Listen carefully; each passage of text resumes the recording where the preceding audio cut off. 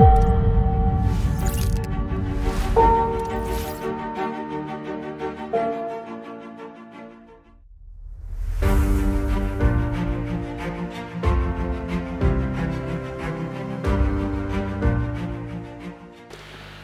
you very much for your frankly speaking.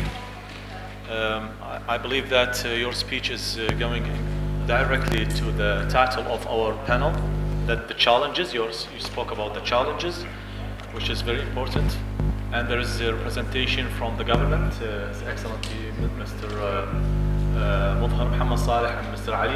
And also there is a representation of the Parliament, Mr. Aryan is already here in this panel. So definitely they will take notes from your speech. Now I'll give the opportunity to Mr. Hussein. He is the director of Karim Taxi. Thank you, Your Excellency, and to everyone available here. So I would like to use this opportunity to give some advice and suggestions that I can reflect from our experience in Iraq.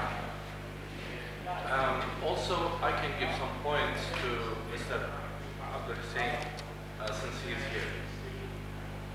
So, Iraq is very promising country in terms of economy.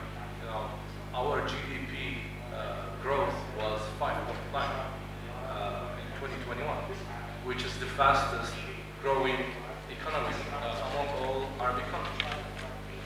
And GDP per capita is 4.9K USD, which is twice as much as of Iran, for example, and other countries. This gives very strong opportunities for any business in Iraq. Although there are challenges, as you said, and we are facing the same challenge.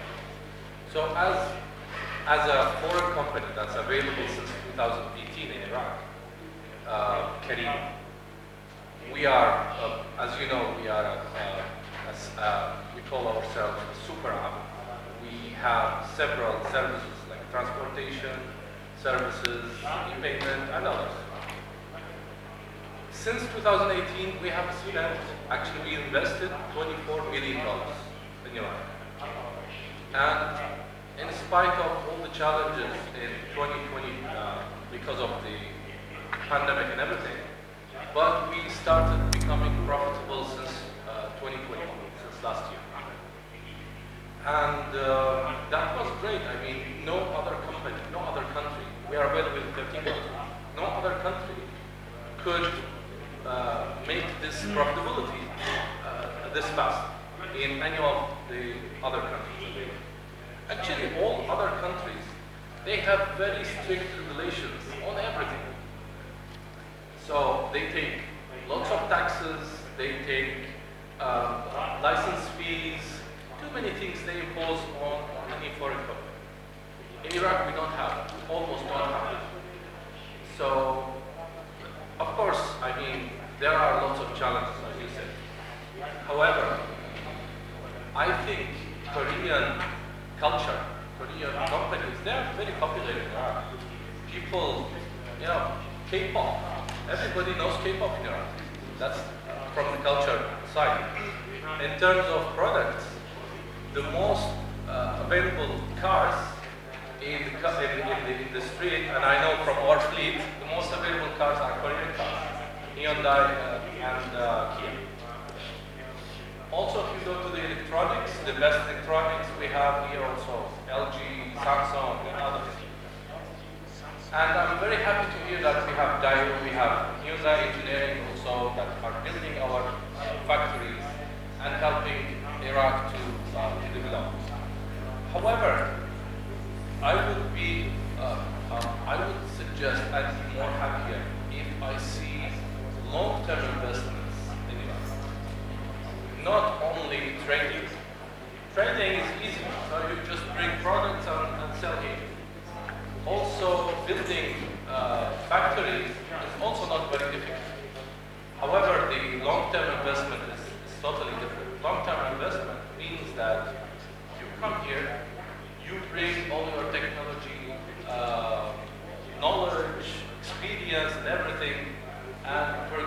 build a university in Iraq, University of Hyundai. There are too many companies that have this kind of universities that are tied to their companies. You can, as you said, we have some problem in the knowledge and skills of Iraqi population.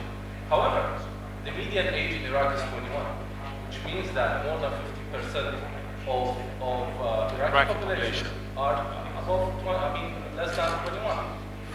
Which means that's a great opportunity for any company to invest. In the So if future. you invest only 5 years, in 5 years you can see huge impact in the society and also for your company. So yes, we don't have that much of the skills.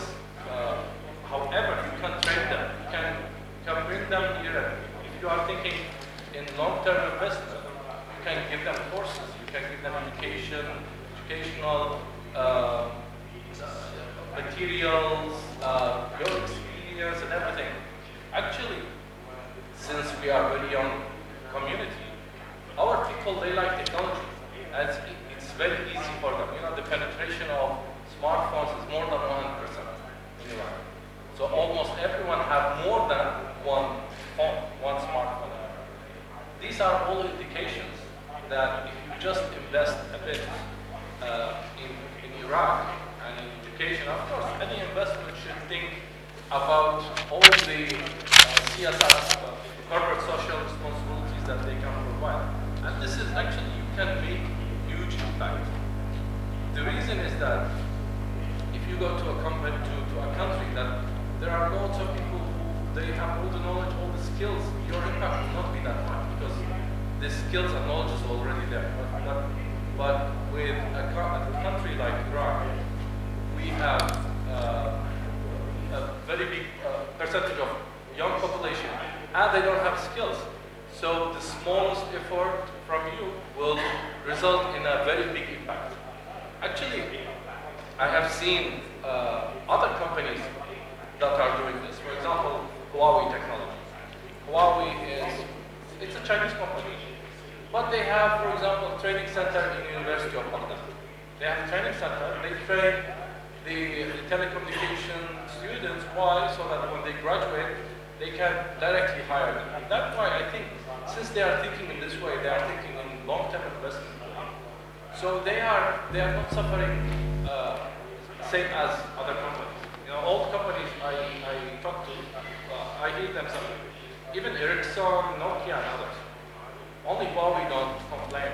Why? Because they have their own solution. I think this can be a very good opportunity. And as I said, as His Excellency said, we have very common ground, common history. We have been through the same challenges. Having that said, I also want to address some of the issues to Mr. Ali Hussein, and maybe I will address them in Arabic, and our colleagues will translate it to English. أستاذ علي، واحدة من الشغلات طبعا احنا عندنا كل شيء هواية تحديات بوجه الاستثمار الأجنبي. بس أنا ما راح أحكي عن التحديات الكبيرة كلش، راح أروح على نقاط يعني نقطة واحدة مهمة بس. يعني أنا يلحقون على مود على كيف يعني. slowly. اكو تحديات كبيره مثلا من نسمع من الناس يقولون الخساره، عدم الوضوح، الرؤيه الى اخره. بس هذه امور كلش عاديه.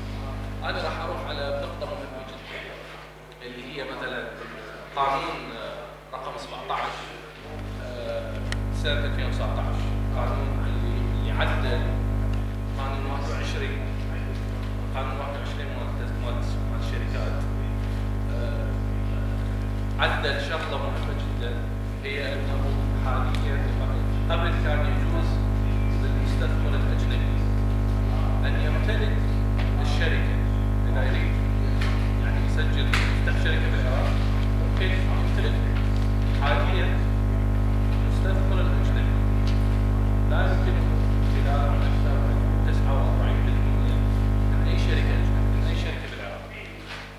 هذه مشكله كبيره.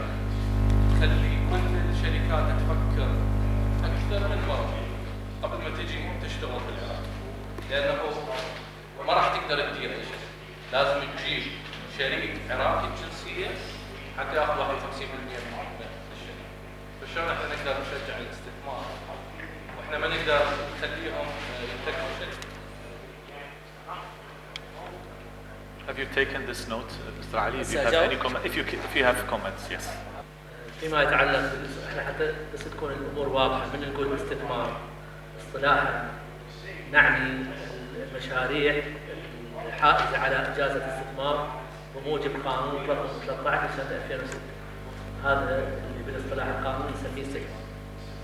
اللي جنابك تفضل فيه لا يعتبر استثمار، وانما يعتبر تاسيس شركه قطاع مشترك المشموله بقانون رقم 17 سنه 2017.